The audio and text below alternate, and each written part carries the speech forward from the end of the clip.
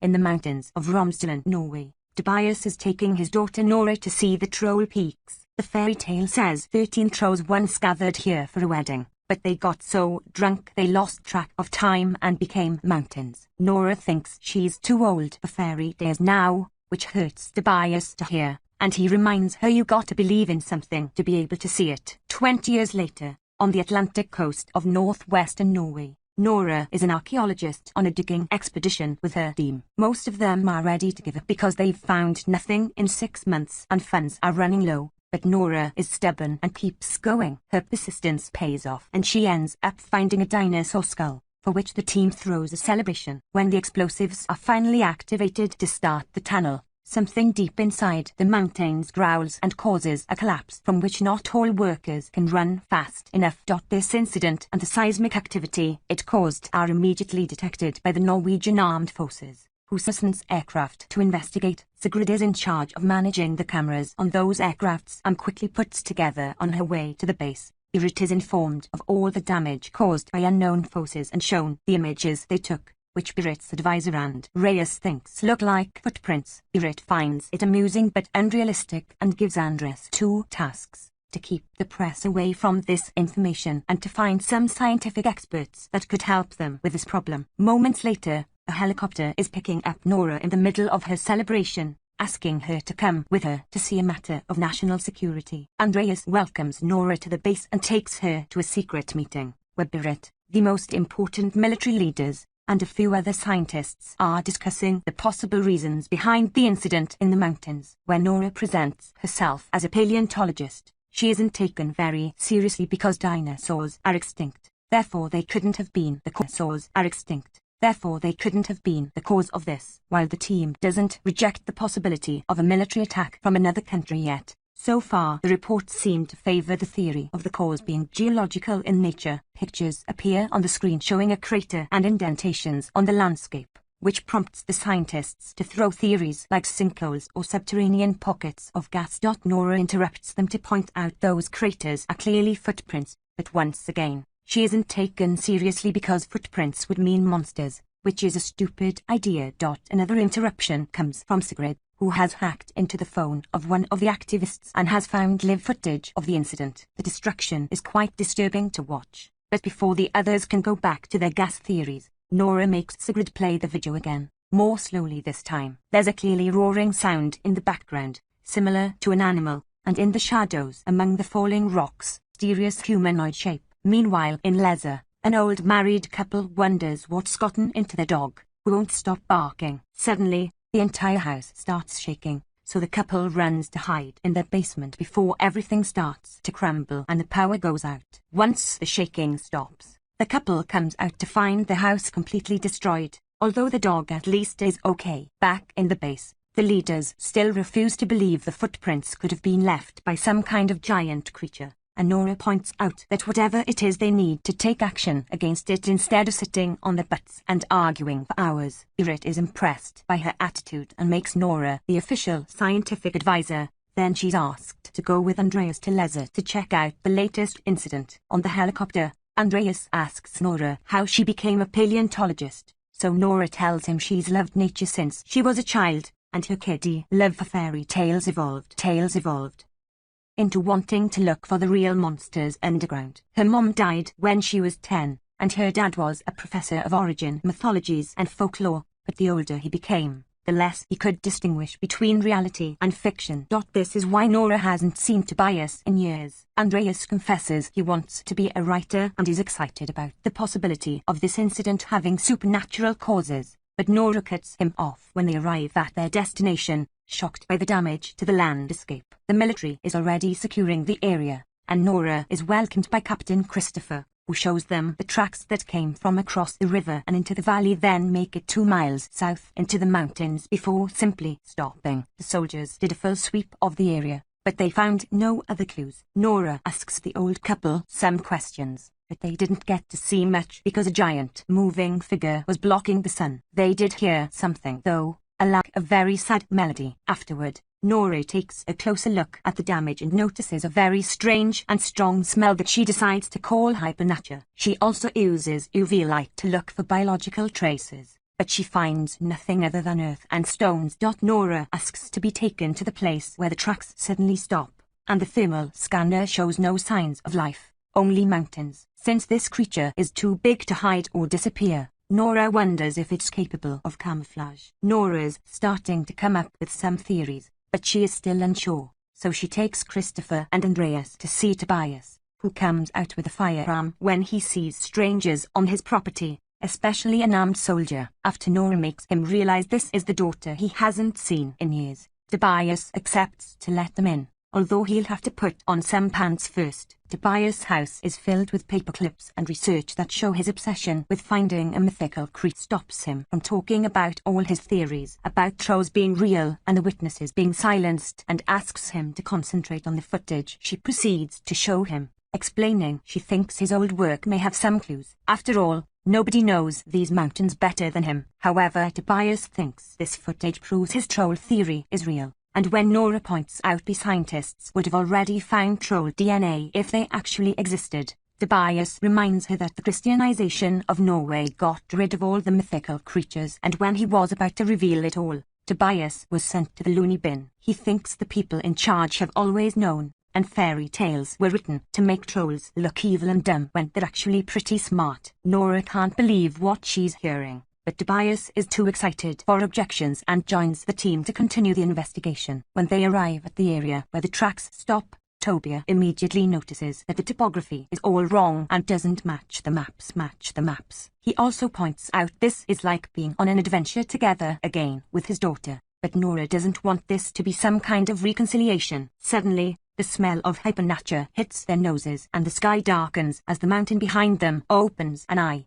It turns out both father and daughter had been correct. The creature is indeed a troll, and its ability to camouflage has allowed him to pretend to be part of the mountain, explaining why the topography was wrong. The troll stands up, showing its mighty body and roaring at them. Thus the team runs back to the helicopter to get away. They still manage to get the troll on camera though, and when the base gets the transmission, they can't deny the truth any longer. Christopher takes the group to his military camp in order to call the base to inform them of what they've learned. Nora continues to use the words unknown creature not to look crazy, but Tobias interrupts her to tell everyone that it's a troll that got bothered by the construction in the mountains, which Tobias considers a mockery of nature. The leaders consider him to be crazy and kick him out, but when Nora asks for more time, she isn't heard either. They're worried about the safety of their country, so they'll go ahead and prepare a military operation. Afterward, Nora is furious with her dad for ruining it all and wants to leave, but Tobias changes her mind when he explains he knows this isn't a fairy tale. This isn't a troll that will simply be pushed back by weapons and sunlight. The troll has woken up alone and is scared. Thus weapons will make it even angrier. Not to mention nature always pushes back. Nora accepts he's right and stays. Now it's just a matter of convincing Christopher of taking them with him. He at first turns them down, but after some begging from Nora, he accepts to hide the trio in his helicopter as long as they promise to follow his orders. Night has fallen over Heidel by the time the whole military operation waits for the troll to appear. Tobias and Nora remember the old fairy tales they used to share during their adventures, and the two of them finally reconcile. The troll shows up a moment later, but when he gets close enough he stops moving, and Tobias is sure the creature knows they're there. The soldiers open fire on the troll, ignoring Tobias' warnings that it'll only make him angry, but the bullets and the explosions do nothing and only cause it to attack back, just like Tobias predicted. Everyone begins running away as the troll destroys everything in its path, including the cameras that were transmitting the operation to the main base. The team hides behind a tree with a wounded soldier, and when they're about to move away, the troll reaches down and grabs the soldier to eat it. Tobias explains the troll probably smelled the blood from the soldier's wounds. Nora, Andreas, and Christopher want to run away, but Tobias decides to approach the troll and try a friendly approach. To everyone's shock, the troll actually stops moving and answers Tobias' gentle words with peaceful groans. But unfortunately not all the soldiers got the memo. A truck opens fire on the troll again, and when the creature turns around to counterattack, it accidentally hits Tobias in the process. As the troll walks away, Nora rushes to her father's side, and Tobias mumbles the words "the palace, the king, home," asking his daughter to remember to believe before he dies. When they return to the base, Nora keeps herself busy looking over Tobias' research to forget the pain and look for a solution. When Andreas and Christopher come to check on her, they inform her they've lost sight of the troll for now, but the army is getting ready for an airstrike. Nora thinks this attack will have the same result as the first one, meaning they need to think outside the box. The fairy tales say trolls don't like sunlight, but the other clue they have is Tobias' mention of how the trolls were destroyed by the Christianization of Norway, which gives Nora an idea. They contact Berit and the others to explain that stories say trolls used to throw boulders at churches when they heard the bells, which means bells are what they need to use. The leaders think this is ridiculous, so Christopher has to cut in to remind them nothing has worked so far and they need alternatives. The spirit reluctantly gives them permission to carry on the plan. The troll reappears moments later, coming closer to the Hunderfossen family park and causing massive panic among the crowd, as everyone begins running away except for a little girl that wants to watch the creature. Christopher and Nora show up in a helicopter, guiding one whole hover that is carrying giant bells. They surround the troll with these bells as they make them ring, and Nora turns out to be right. The sound does hurt the troll's ears. However, the troll also doesn't hesitate to attack to defend himself, hitting the helicopters and making them crash. When one pull on top of the little girl, the troll surprisingly grabs the helicopter to save her before it walks away. Since this happened in such a public location, now the whole world knows about the troll and the fact it's making its way to the capital city. Newscasts from every country cover the incident and phone-recorded clips go viral on social media. When the team returns to the base, a furious spirit ignores Nora when she points out the bells did work, so they should try again from a different angle, and kicks her out of the base.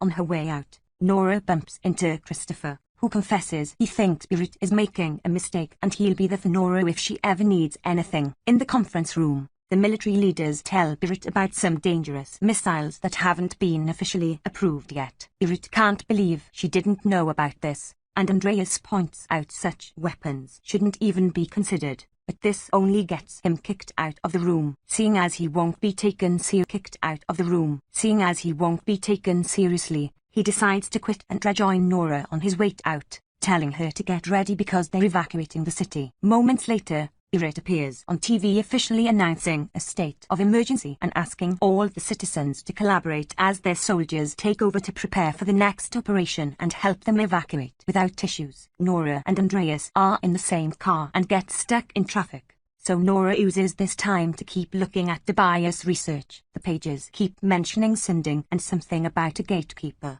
which prompts Andreas to comment it could be Rikard Sinding, the Lord Chamberlain at the Royal Palace. Nora suddenly remembers Tobias mentioning King Palace, home before his death, and reaches the conclusion they need to go to the Royal Palace. Andreas drives them there and they are stopped by the guards at the gate, but Sinding immediately comes to let them in because he expected Tobias or someone related to him to show later. Sinding explains he respected Tobias, even if Tobias hated him, and his stubbornness allowed him to be one of the few people that discovered the secret underneath the palace. Once upon a time, it was considered good luck to build a palace on top of another king's home, and it turns out this particular palace has been built with a troll king used to live.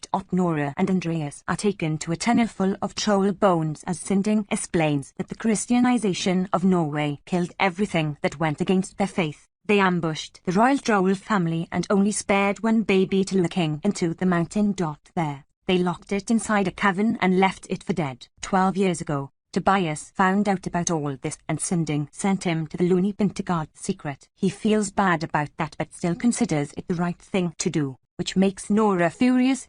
This isn't time for an argument though. Nora realizes Tobias was right. The troll king is coming home to the palace and they need to stop it. While looking, a ray light is damaging them, which means the stories were right about sunlight after all. They've seen the troll out during the day, but they haven't seen it under direct sunlight because of the clouds and the mountains. Andreas points out they can't control the sun, but Nora has a plan, and she calls Christopher to get his help.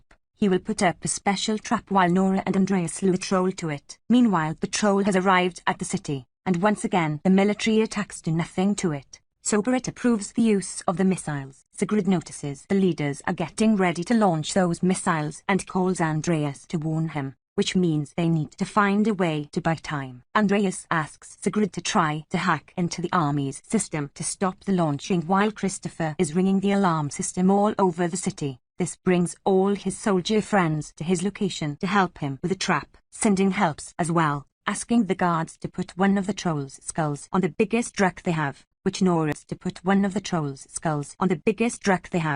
Nora and Andreas will drive around the city to loot roll away from the palace. It takes Sigrid a few tries to get into the system, but once she's in, she immediately stops the missiles, giving Nora and Andreas the time they need. When the troll comes closer, they finally take off and reveal the skull on the back of the truck, which causes the troll to roar in anger and go after them as planned. Nora calls Christopher to tell him they're on their way, prompting him to offer a motivational speech to his soldiers in order to keep them brave when the monster finally appears. After lots of crazy driving through the streets of Oslo, Nora and Andreas reach highway only to accidentally lose the skull in the process. The troll stops running to pick it up, letting out a painful grieving groan for its children before it notices its reflection on a building. When it tries to touch the glass, it breaks and the sudden shattering noise startles the troll. Furious, the troll roars in pain, making Nora feel how sad it is over being the last of its kind. The creature comes after them for revenge and Nora goes back to the original plan of driving away, dodging all the destruction that Roll is causing the best she can. At the base, Sigrid's hacking is discovered and her computer is taken away so they can restart the system. Seconds later, Nora and Andreas make it to the area with a trap, so they jump out of the truck to finish luring the troll right to the center as it steps on the vehicle. The troll tries to step on Nora next, but at that moment, the soldiers activate dozens of UV lights that surround the creature and start burning it. The plane with the missiles is coming closer too, but the pilot hesitates when he sees civilians on site. An argument begins at the base to see if they should abort or not, inspiring Sigrid to punch the idiot that doesn't care about his citizens, and the operation is effectively aborted. The Root and the other people at the base watch on their screen how the troll is slowly dying, and Christopher's soldiers are already celebrating the victory. However, Nora can't stand hearing and seeing a life suffer like this and turns off the power to save it. The soldiers get ready to shoot, but Nora stops them too before approaching the troll the same way her father did, gently asking it to go back to the safety of the mountains. The troll stares at her, considering her words, but before it can react, the sun begins to rise and it burns the troll until there's nothing left but trouble. As everyone basks in their victory, Andreas jokes about what they should call this new monument or hill, and Nora decides it shall be the Tobias Boulder. Andreas reminds the Prime Minister that he quit and announces he'll be a writer. Then when he walks away with Nora, he wonders if there may be more creatures hidden in Dovre. Meanwhile, something is starting to move under